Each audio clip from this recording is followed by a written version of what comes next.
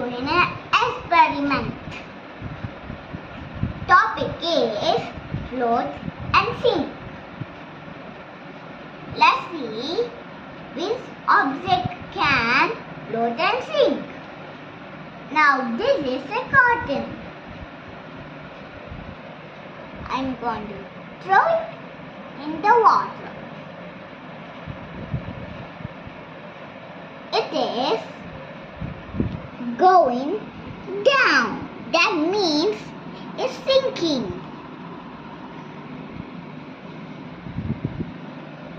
Now, this is a chalk piece. Let's see if this can float or sink. This can also sink. And this is a sharpener. Let's see. This can float or sink. And this can also sink. And this is a coconut. Let's see if this can float or sink. This can also sink. And this is an editor. Let's see, this can sink or float. This can also sink. And this is a coin. Let's see if this can float or sink. This can, look, it can still sink. And this is a magnet. Let's see if this can sink or float. This can also sink. And this is a pistol. Let's see. And this can,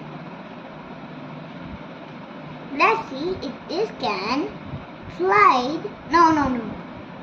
Let's see if this can float or sink.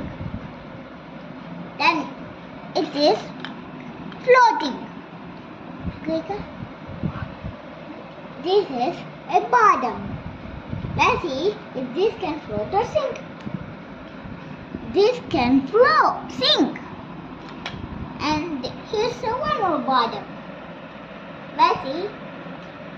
That can also sink. And this is a chalk piece, yellow color chalk piece. This can also sink.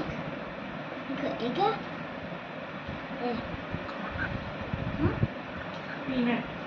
And this is a peanut. Let's see if this can float or sink. That can also sink. Peanut. This is one more peanut. This can sink. And this is a rocket-shaped toy. Let's see if this can float or sink. Let's see. That this can also float. And let's see if this brinjal can float or sink. This can also float. So how many things are floating? Let's count. 1 is floating, 2 is floating, and 3 is floating. So total 3 are floating. Let's see the